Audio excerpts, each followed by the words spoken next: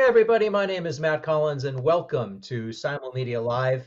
I am the Senior Vice President of Marketing at Simulmedia, and I want to thank you all for taking some time out of busy, hectic, and uncertain times to join our program.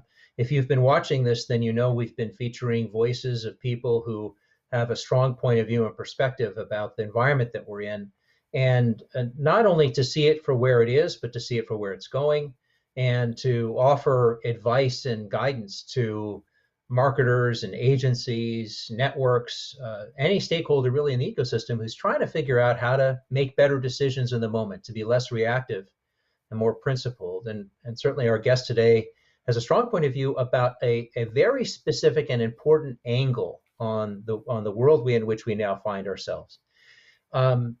So anyone who's been paying attention to one of the key changes that has materialized in the current environment is that without a doubt, we are watching a lot more TV news. In fact, as I look at the data that we have collected here at Simulmedia on changes in viewing habits across all genres of programming, news network viewership went up by 17% from March 9th to March 15th. It climbed another 19% from March 16th to the 22nd, and then climbed another 3% from the 23rd to the 29th. So we find ourselves in a time where, not surprisingly, people have their eyes glued on the news. Now, we're also seeing spikes in viewership beyond that, as I think people try to find relief from the news. But to conclude from this viewership data that the news media is in fine shape as a result of the pandemic would be the wrong conclusion to draw. And in fact, I would argue that the more local that you go, it's more clear that what was already a very stressed environment for the news and for media and professional journalism has gotten even more so, especially because many advertisers are cutting budgets and choosing, for brand safety concerns, I think, to move their advertising away from coverage of COVID-19. Now, of course, the irony in all of this, and that's maybe a poor choice of words, but the I'll call it irony, is that at this very moment in time is precisely when we need better journalism, better high quality journalism. And since so much of that journalism is funded by advertising and certainly subscriptions in many cases, it's so important, more important than ever, that that resource for the country, not just for being informed, but also just simply for staying safe, be well funded and be on solid footing. And right now we are, unfortunately, I think anything but that. So we wanted to find a guest who could talk about this very specific angle about the importance of professional media, and certainly the role of TV media is involved in this. They have a part to play. And I'm so glad to be joined by Jeff Jarvis. He's the director of the Town Knight Center for Entrepreneurial Journalism at CUNY's, that's the City University of New York's Craig Newmark Graduate School of Journalism. The Craig Newmark is, of course, the founder of Craigslist. And if you know Jeff at all, you know he has been producing all kinds of content on the importance of journalism. He's been helping journalists through his podcast on how to report on this very complicated matter in which we now find ourselves. And Jeff, I am very grateful you've been able to find some time to speak with us. Thanks so much for joining. I'm not going anywhere, Matt. Thanks for having me. Yeah, I think you speak for us all. Jeff, can you talk a bit about your role that I just mentioned at the School of Journalism, at the CUNY Schools of Journalism, and specifically explain for people, what does entrepreneurial journalism mean? Entrepreneurial journalism just means letting journalists eat. It means being able to start and run businesses around journalism and its value. We teach journalists to become founders of businesses.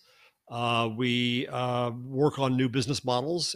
We have communities of practice with top people from the business in, and we have a new program in news innovation and leadership at the school. And Matt, I've had something bubbling up in me, so I want to take this opportunity right at the start to thank you for this opportunity to scold advertisers. I'm very upset at what I'm seeing about ad blocking around the coronavirus, and I really believe the industry or parts of the industry are doing this. There's a story in The Guardian this morning that publications may well die just because of coronavirus blocking. An estimated loss of 50 million pounds in the UK alone on this. And this has me just crazed because this notion of brand safety is getting in the way of humanity. Advertisers should recognize that we are all living with this now. And for them to think they can be apart from it and not live with it and not be a voice in it is ridiculous. It is offensive.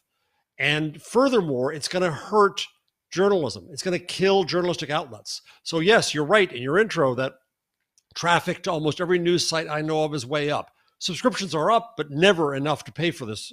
And of course, advertising is down for many advertisers who have nothing to advertise. I understand that. But for those advertisers who are there today, I just want to start with this plea. Stop with your coronavirus blocking. It is amoral. It is wrong. It doesn't help society. And to the platforms out there, don't let them do it. Take a stand. Thank you for letting me get that off my chest to start with, Matt. No, Jeff, I sense your passion, and by the way, anyone who's read your stuff knows this is not something that you've been saving for me. So I appreciate you bringing it up. One of the questions, of course, that advertisers have been asking, and we've been seeking to address in the context of this show, as well as in private conversations we have with advertisers, is the how part. And one of the questions that comes up a lot is, well, how do I shift my creative to meet the moment? And we had a great conversation last week with Meryl Draper, who's the CEO of Quirk Creative, an award-winning agency that's getting all kinds of the very sorts of questions. I wonder, when you think, and now moving forward with your plea to advertisers to stop blocking on coverage of coronavirus, go to the next step. How, if you were then brought into the CMO for an hour-long meeting to talk about messaging under the current climate, and they said, Jeff, I see your point. This is important, and we want to do our part.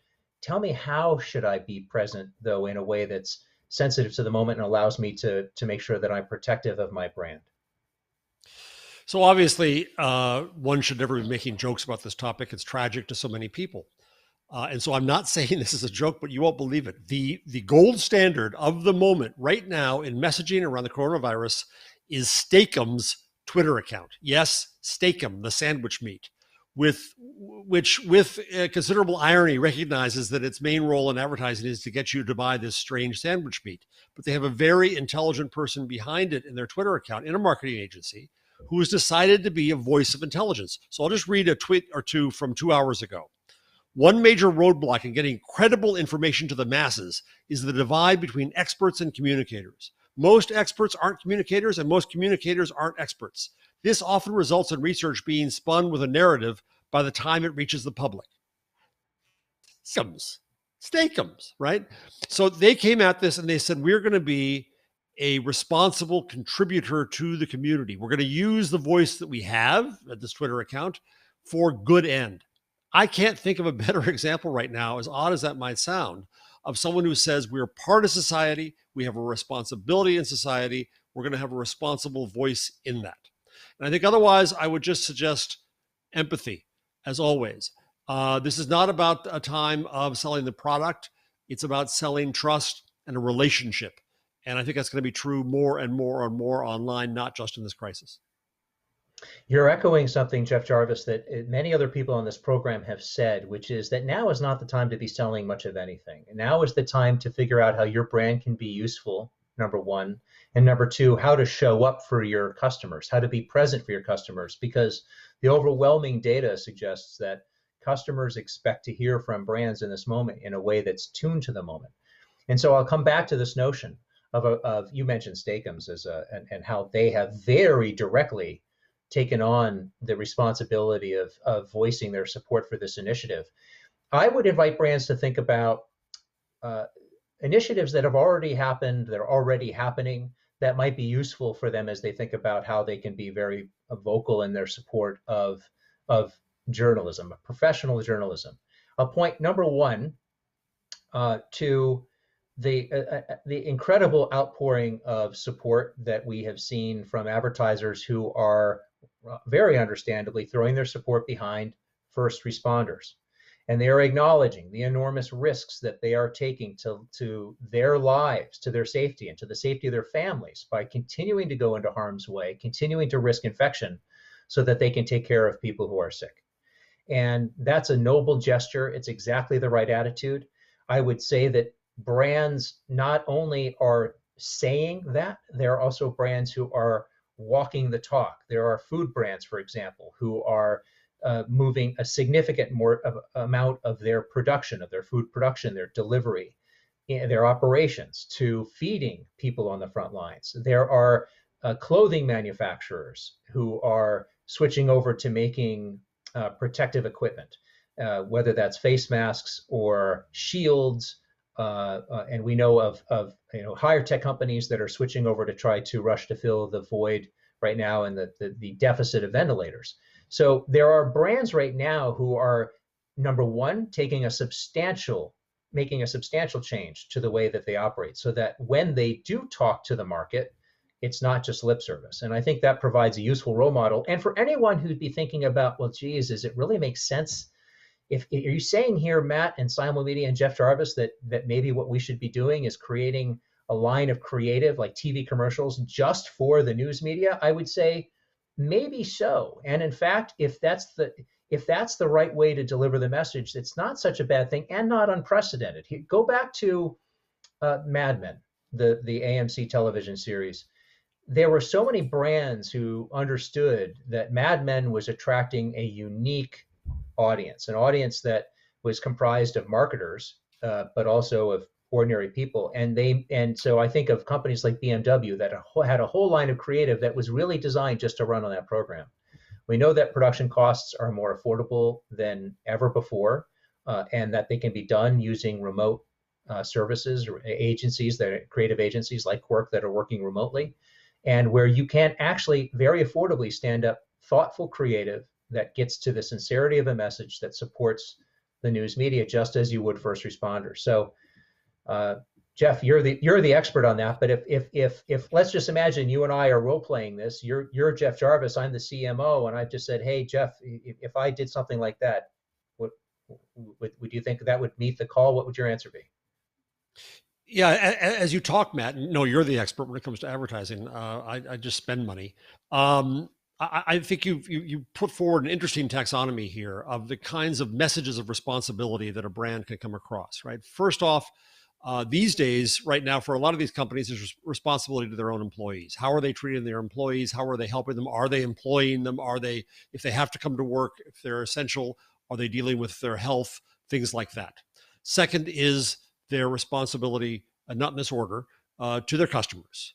You take, for example, I'm a United Airlines Global Services addict of the airline. They extended our status through January 2022. That's a first world problem. It's not the highest priority, but it's a way to say that you're loyal to us. We're going to be loyal to you. We're thinking about you. They didn't extend it to global services yet, but we'll get to that. So first, employees. Second, customers. Third is society at large, right? Your responsibility at a larger stance, which is in a sense what Steakums is doing, to say we have a responsibility toward amplifying expertise, toward being intelligent, towards science. And then the fourth you raised, which is really interesting, I do think there is an opportunity to say, we're choosing to advertise next to news because we believe in this like you. We also care about credibility and trust and information in vital times. That's what we stand for. That's why we're here. That's why we're helping this. That would be incredibly welcomed, I think, certainly by the news industry, but I think even by the public, to recognize that advertisers are using the resources they have. Now, even United Airlines can be, and Delta and American can be the subject of some measure of empathy because their business is just completely shut down. Macy's, malls, shut down. They don't have products to sell. Their revenue is down to next to nil. I'm not expecting them to have huge ad budgets right now. But when they do use it, I think they can use it wisely and in a way to build trust. Now, that means they've got to do what they say. And companies like Amazon have to treat their employees well and watch out for their health and the public message has to meet the private action. But presuming that it does, then I think you're right, Matt. There's a big opportunity now to change the relationship. The thing about the internet is it's often presumed to be a medium. People in media look at it that way, right? There's a circle called media, and inside that is print, broadcast, internet. I think that's completely wrong. I think that instead there's a larger circle that we call the internet now. It's about the connected world, and everything is being drawn into that black hole of gravity, right? Social's inside there, communications is inside there, journalism is being drawn in, finance, retail, education, and so on are all being drawn in. And what that world is not about a product called content in things like publications and broadcast. No, this is instead about conversation and communication. Society is fundamentally a conversation. And so now we in media have to learn that lesson, that we're more than just a manufacturer of a product called content. But similarly, all brands and all advertisers have to realize what they've been saying for decades, which is their primary job is to build relationships. This is an opportunity to do that. I'm joined today by Jeff Jarvis. He's the director of the Townite Center for Entrepreneurial Journalism at CUNY's Craig Newmark Graduate School of Journalism. I'm wondering, Jeff, if you can talk a bit about your relationship with Craig. Craig, I'm sure many of you know the name Craig Newmark. He is, of course, the founder of Craigslist. Talk a little bit about your work with Craig and how that translates into the very important role of journalism. Craig Newmark, I'm privileged to say, has been a friend of mine for a dozen years. And he got involved. He cared about journalism. He cares about two things primarily, which is factual, trustworthy journalism and veterans. Those are his two main causes in his philanthropy. And so he would come to people who were in journalism, me and other professors and journalists, just to get our advice and get our sense of journalists, because we are journalists. And as time went on, he added more to his philanthropy around journalism and was kind enough to give us a substantial gift at the school. So we named the school after him. And he's supporting other activities. Right now, we're raising money to support our students who, because we're a public university, are often in dire need. Craig was the first to step up to do that. Craig is one of those amazing donors. I'm very privileged with the donors I have, as they don't interfere. They don't try to run anything, but they're there to help. Craig uses his name and and everybody knows Craig, Craig of Craigslist. He uses that on social media to bring attention to teachers' classroom efforts or veterans' needs or journalistic needs. He's just a very generous man in all kinds of ways and has been very helpful as we think through our relationship with the internet and technology and security and the things that he cares about. It occurs to me that having a partner like Craig Newmark, who has, obviously 1 foot solidly in the world of technology and what we used to call new media, but also has this great appreciation for so many of the people who've benefited from his innovation, that you have someone with a point of view about where things might be headed and how, in particular, how journalism might be innovating. And I'm wondering, while we've been talking so much, Jeff, about the downside impacts, the very real and severe downside impacts that are currently facing journalism, professional journalism, what out there do you see that gives you some optimism about maybe some innovation that this could bring about that will make some parts of journalism actually healthier coming out of this? Well, my perspective is that I think the internet may be as disruptive and innovation as movable type in the press were. And so I have a very long-term view of this. Movable type came along about 1450. The first newspaper wasn't invented until 1605, a century and a half before anyone thought to do that. The first major technological innovation around printing was 1814 with steam, then broadcast in 1900 and so on and so forth. So if you look, we're about 25 years away from the introduction of the commercial browser and thus the web. That puts us at the year 1475 in a similar progression. Now, I'm not saying history necessarily repeats itself, but if it is that disruptive, then I think we're just at the beginning of this disruption. Now, you could say that's really depressing, Jarvis, because we thought we've already gone through all this volcanic change. You're telling us there's a lot more. That could be depressing. But on the other hand, I teach young people, I teach students, and I tell them it is up to them to reinvent journalism and reinvent our field, not just because we have to, but because we can, because there's all kinds of new ways to rethink of our field. We started a program in social journalism at my school. We have a program in entrepreneurial journalism. We believe in reinvention. And more pain. There's going to be a lot more pain. Stories this week about Gannett having just been acquired by Gatehouse. The stock price is down to nothing. McClatchy, because of its debt to pensions, had to go bankrupt. Its value is down. It's not a pretty picture. There's going to be a scorched earth in a lot of media, but there's the opportunity to reinvent it and rebuild it, frankly, from the ashes. So this morning I had a class with our news innovation and leadership program with high-level executives, managing editor, vice president level, across the industry and across the world. And we had a session about audacious reinvention. And they're thinking hard about how to reinvent our field. And if you end up in, let's say, local journalism with cities and towns that are without journalism, we're looking at what matters most. And that may be community, and it may be utility before we get to transparency and watchdogging. And we may have to rethink what our role is in a lot of ways. But I had one student in Uruguay who just told me that in the coronavirus crisis, he was worried about the street vendors. So he created a mechanism through WhatsApp for the vendors to reveal to their communities what they had for sale and what the price was, and the community to order deliveries to their homes. You wouldn't think that's journalism, but if you think about food sections of newspapers and what we used to do there, putting advertising and content together, well, now we're in a world where journalism really is a service. And if we think about ourselves as a service, we can, I think, meld those two worlds in entirely new ways.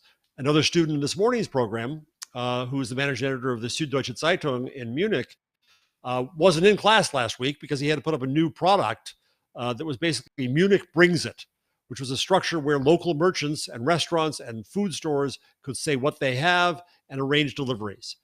This is us thinking of ourselves as a service in our communities. That kind of innovation gives me hope.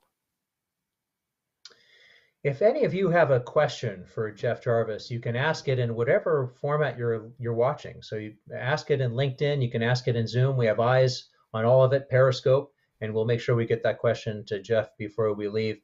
One really last question from me, Jeff, before we do move to audience questions. How do you see the role of journalists themselves in shaping and participating in the debates that now lie ahead of us? I know, for example, just to sort of maybe tee this up a bit, that you have been engaging people from the science community. I mean, you talked to a virologist just recently on specific coaching to help journalists report more effectively on this particular pandemic. You mentioned earlier about the difference between experts and communicators, and how an important distinction that is. But what are you teaching journalists today about how they can be more actively shaping the debates that we as a country absolutely need to have in the future? Well, in this particular moment, I started a Twitter list of 500 plus epidemiologists, virologists, infectious diseases doctors, frontline doctors. You can find it in bit.ly/COVID Twitter list, all lowercase, bit.ly/COVID Twitter list. You'll find these experts. And I find great hope in watching science and medicine converse. We're watching it live in real time. They're trying to understand each other with each other, how to deal with the problem. They're trying to explain to the public. Now, what I see in media is that journalists are never experts, never. Our only expertise should be in finding the experts. And we're doing only so-so job, I would say, right? NBC has a good guy named Dr. Dave who's on the air. He's doing a fine job, but he's a spine surgeon talking about virology. No, go to my list and find a virologist. I spoke with Angela Rasmussen of Columbia. She's brilliant. Put her on the air. The New York Times has put in op-eds where they had a diet doctor opining about epidemiology. No, they should have given that space to an epidemiologist, because what the diet doctor said, the epidemiologists tell me, is wrong. So I've gone to the scientists and I've said that in our social journalism program, we think journalism starts with the community understanding their needs. Well, in science reporting, the reporting starts with the scientists. And so I'm simply asking them, what's your expertise? What do we come to you for? What are we doing wrong? What are we doing right? And how should we be covering this story? And it starts with smart sourcing, finding the right, appropriate, credentialed expert with experience to answer our questions at this very confusing time. Jeff, this has been fantastic. I'm going to go over to an audience question which has come up, and this one comes from Sarah. And Sarah is wanting to know about publishing platforms or publishers that are maybe doing some innovative things with advertisers. If you're aware of any of these platforms, whether it be a website or a broadcast, where they're thinking about perhaps changing the way that they engage with the advertising community to make advertising fit more within the context of the program, or be more effective given the audience and the content. Sarah, I haven't heard much right now because I think we're just going to pass from one phase to the next. The first phase has been our emergency phase in this, where we're just trying to keep our noses above water and figure out what the heck we do. And now I think that there's going to be a move where I do hear innovative things happening among our students and companies trying to understand different ways that they can work with advertisers remotely. This morning in class, we had Goli Sheikh al-Islami, who's the CEO of WNYC, New York Public Radio.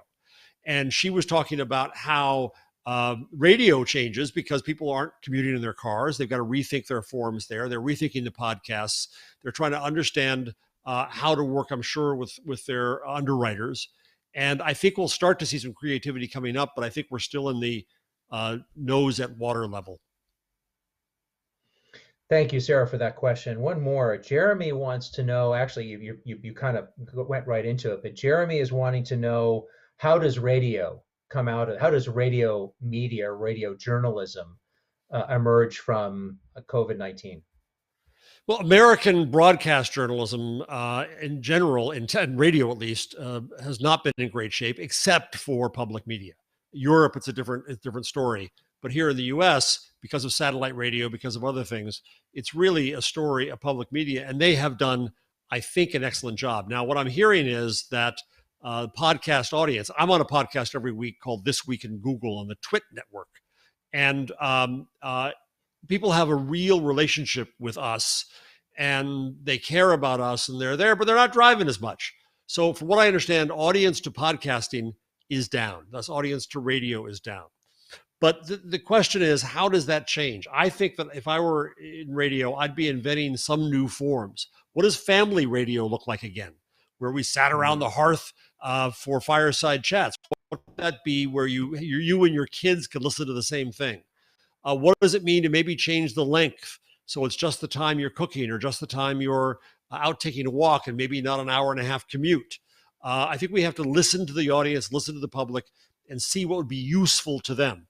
But also, very importantly, radio isn't just radio. No media is now singular. The podcast I'm on is both audio and video. Most people listen, but we make video too. Same thing, I think, with radio and podcasting. I'd be making video versions now, even simple versions, not as fancy as this, so that you can watch on YouTube and see things in new ways. Jeff, this has been fantastic. I'm going to wrap up kind of where we started, and that is, there's never been more attention right now paid to professional outlets for journalism and media, especially coverage of both the public health and the economic dimensions of the current crisis that we face. The attention is there. It is a great opportunity for advertisers. They should not be running away from this opportunity, but in fact, they should be seeking to, as much as possible, understanding the audience, be present, be useful, show their support for institutions now that we need more than ever before, and know that the audiences, if history is any guide, audiences will remember and they will appreciate it. And coming out the other side, the brands that seize the moment and that can really understand and meet their customers where they are, regardless of what they're watching, including on the news, then those brands, we know, are not only going to have a steeper slope in improving their businesses coming out of this, but those effects will continue on for quarters to come. And Jeff, I really appreciate you bringing this to our attention, because as we've talked about, we need this institution of what we'll call professional journalism now more than ever before. Thank you, Matt, for this opportunity. And I also want to give a shout out to your boss and my long term friend and teacher, Dave Morgan, the CEO of Simulmedia, who really taught me a lot about innovation in this field, going way back when he was working with old fashioned newspapers many years ago in Pennsylvania. So it's great to see what your company is doing. And I'm really glad you're bringing up these issues for your community. Well, look, it is not an accident. I mean, Dave and I, as I was telling you before the show, Jeff, that Dave and I, in our one-on-ones, reliably we talk about the importance of especially local journalism. It's been on our minds long before the current issues of the day, and so I'm glad if I can find a silver lining in all of this. I'm glad that those conversations led me to you, Jeff. Before I let you go, if people want to get in touch with you, how can they do that? At Jeff Jarvis on Twitter. My DMs are open. That's as easy as can be. I blog at buzzmachine.com, where you can see a link to my Twitter list and to interviews with those experts in this crisis. Very good. I want to thank you, Jeff Jarvis, for joining. And I want to make a plug for our programming for next week. We have two shows on the docket with the possibility of more to come. Next week on Simulmedia Live, we will be speaking to Matthew Goldstein. Some of you know him as MSG, and for the newsletters that he is publishing. We've got a great program. We are going to be talking on next Wednesday about specific verticals that are, in terms of ad spend, that are down and probably should be down. We're going to be talking about those verticals that are up and should be up, and there are quite a few in terms of their ad spend. And then we're going to be talking mostly about those verticals and companies whose ad spends are down but should be up. And that's going to result in some great conversation. And then on Thursday of next week, I'm going to be talking with Brad Behrens. He's the editor-in-chief of the IAB, and we're going to be talking a lot about where the IAB is with digital marketers and in navigating the current environment. And he's going to be our first ever PhD in Shakespeare studies that we've ever had on the program. And so we're going to be talking a little bit about what Shakespeare could teach us about business. So I hope you'll tune in then. Until then, I encourage you to stay safe, be well, and thanks for joining us on Simulmedia Live. See you next time, everybody.